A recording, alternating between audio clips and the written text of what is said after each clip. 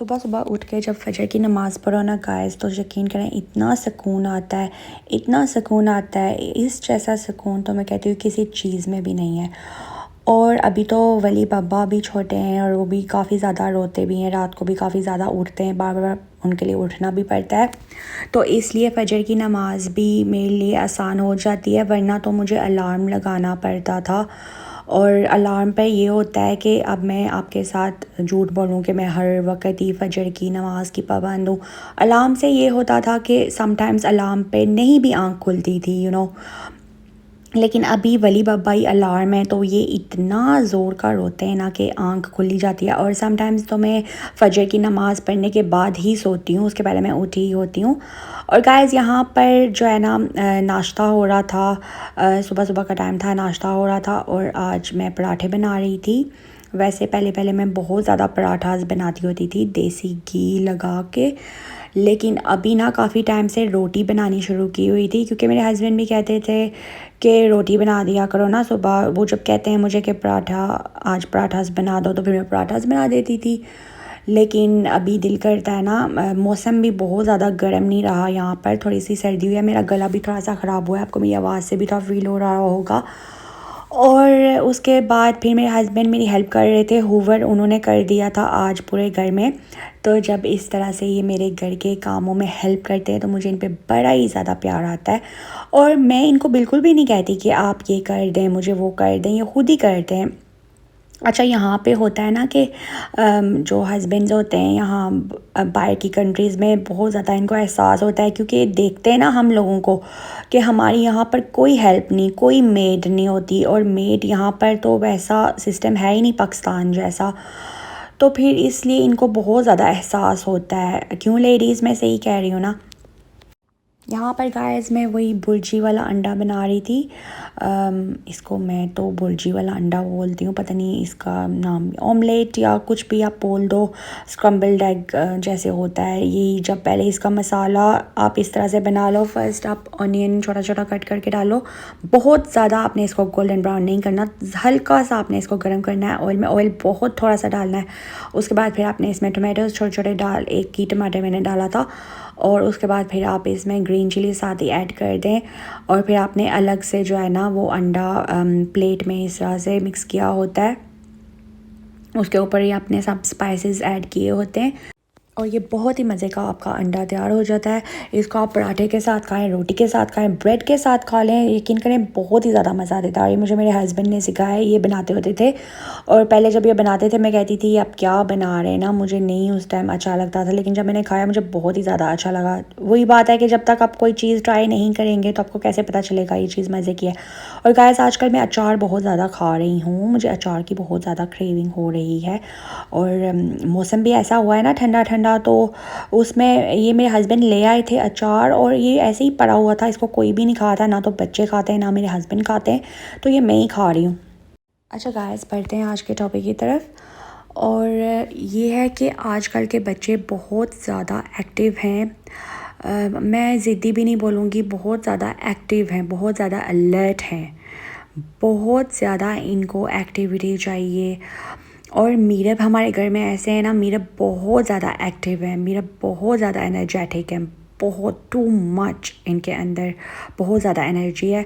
और समटाइम्स होता है ना, हम पेरेंट्स जो होते हैं, हम घर के कामों में हम इतने खपे हुए होते हैं सारा दिन काम कर कर के, तो जब बच्चा कुछ भी करता है ना, कोई शरारत भी बच्चा कर दे, तो हम बच्चे को सीधा नो कह देते हैं, no, sit down, don't touch this, don't do that, हम ऐसा करते हैं और ये चीज़ गलत हो जाती है। पहले मैंने इतना रियलाइज़ नहीं किया, और लेकिन ये यहाँ पर हमारी गलती ये हो जाती है कि हम बच्चे को सीधा मना कर देते हैं कि नहीं ऐसे नहीं करो, ये नहीं करो, वो नहीं करो। हमें क्या करना चाहिए कि इस तरह का जो बच्चा होता है ना, उसको हमें ऐसे जब बोलेंगे तो वो बच्चा और ज़्यादा करता है, वो बच्चा सुनता नहीं है। फिर समटाइम्स होता है ना, घर पे कोई मेहमान आए होते हैं तो हमें डर होता है कि हाय ये बच्चा तो ऐसे करेगा ही करेगा, हम कैसे इस बच्चे को समझाएंगे। तो फिर बच्चे को भी पता होता है कि मेहमान घर पे आए हुए हैं, मामा ने तो कुछ कहना नहीं है, डैडी ने तो कुछ कहना नहीं है, तो बच्चे फिर इस तरह के बच्चे और ज़्यादा करते हैं। तो हमें क्या करना चाहिए कि इस तरह के बच्चे को हमें एक्सप्लेन करना चाहिए, जैसे अगर बच्चे ने पानी पकड़ा हुआ है कप में और पानी गिरा दिया है फॉर एग्ज़ाम्पल, तो हमें ये नहीं कहना कि no don't do this, put this down. हमें ये कहना है कि अगर आप इस तरह से पानी नीचे फेंकोगे ना तो फिर आप स्लिप हो जाओगे, या फिर आपके बहन भाई स्लिप हो जाएंगे, या फिर हम स्लिप हो जाएंगे इस पर से। तो इस तरह करके जब हम बच्चे को एक्सप्लेन करते हैं ना, कोई भी बात हो जाए, कोई भी शरारत बच्चा जो कर रहा हो, उसको आप जब अच्छे से एक्सप्लेन करते हैं ना, तो फिर वो बच्चे जो है ना सुनते हैं, समझते हैं। मैंने इस तरह से ट्राई किया है अपने बच्चों के साथ, स्पेशली मीरब के साथ मैं इसी तरह ही करती हूँ। पहले मैं मीरब को मना कर देती होती थी, नहीं ऐसे नहीं करो, ऐसे नहीं करो। और घर में काम भी इतने होते हैं ना, और ऊपर से अल्हम्दुलिल्लाह से 4 बच्चे हैं, तो फिर एक एक बच्चे को समझाना भी इतना किसके पास टाइम हो, लेकिन टाइम देना पड़ता है। और इस तरह का जो बच्चा होता है ना, जो ज़िद्दी, इस तरह का स्टबन बच्चा, बहुत ज़्यादा एनर्जेटिक, बहुत एक्टिव जो बच्चा होता है, वो फिर इस तरह से सुनते नहीं है। और मीरब का तो वो हिसाब है कि थप्पड़ से डर नहीं लगता, साफ प्यार से डर लगता है। तो इसलिए अभी जब से मैंने मीरब को एक्सप्लेन करना स्टार्ट किया है ना, तो मीरब बहुत ज़्यादा सुनती हैं, अल्हम्दुलिल्लाह से सुन जाती हैं एकदम, जब इनको मैं इस तरह से एक्सप्लेन करती हूँ। अगर सीधा मैं बोल दूँ नहीं ऐसे नहीं करो, ये नहीं करो, वो नहीं करो, बैठ जाओ, फिर तो बिल्कुल भी नहीं, फिर तो उससे भी डबल ट्रिपल काम होता है। लेकिन अगर आप बच्चे को एक्सप्लेन करते हो ना कि अगर तुम ऐसे करोगे तो ये हो जाएगा, अगर आप वैसे करोगे तो ये हो जाएगा, या आपको लग जाएगी, ये उठाया हुआ है, आपके सर पे चोट लग जाएगी, आपको कहीं पे लग जाएगी, तो इस तरह से बच्चे सुनते हैं। गाइस, अगर आपके भी घर में इस तरह का कोई बच्चा है स्टबन, तो ऑब्वियसली बच्चे तो सभी ऐसे होते हैं, तो आप ज़रूर, लेकिन एक ना एक कोई बच्चा ऐसा होता है ना बीच में, सभी बच्चों में से एक कोई बच्चा अलग ही होता है, कोई अलग ही मखलूक होती है। तो उन बच्चों के लिए बहुत ज़रूरी है, ये टिप आप ज़रूर याद रखें कि आप उस तरह से ऐसे बच्चे को समझाएं। तो आप मेरी बात याद रखें कि ज़रूर आपका बच्चा सुनेगा, आपकी बात ज़रूर सुनेगा। ज़्यादा डांटने से या ज़्यादा मना करने से बच्चे बिल्कुल भी नहीं सुनते। तो बस यही थी बात जो मैं आपके साथ शेयर करना चाहती थी। कहते हैं कोई भी चीज़ जो आपको अच्छी लगे, जो आपने आजमाई हो, वो बात अगर आप दूसरों तक पहुंचाते हैं तो ये भी सदका जारिया होता है। तो मैंने ये चीज़ खुद महसूस की है, मीरब में बहुत से चेंजेस मैंने नोटिस किए हैं, तो मैंने सोचा कि मैं अपनी यूट्यूब फैमिली के साथ ज़रूर शेयर करूँगी, क्योंकि बच्चे तो सभी मेरी सिस्टर्स के हैं, और बच्चे जो हैं इस तरह के आजकल होते हैं।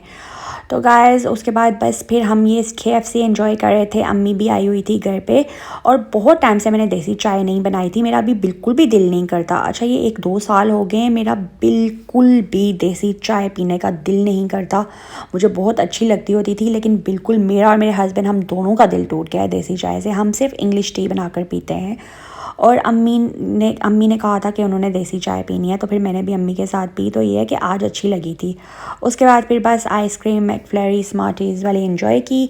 और गाइस, अगर आपको मेरे व्लॉग्स अच्छे लगते हैं, मेरे चैनल को कर दें सब्सक्राइब, साथ में लगे हुए बेल आइकन को भी प्रेस कर दें फ्यूचर में आने वाले वीडियोज़ के नोटिफिकेशन के लिए। और कोई भी बात हो कमेंट सेक्शन में मुझसे पूछा करें, या फिर मुझे अच्छा सा फीडबैक भी आप लोग देते हैं। आपका बहुत बहुत शुक्रिया। अल्लाह हाफिज़।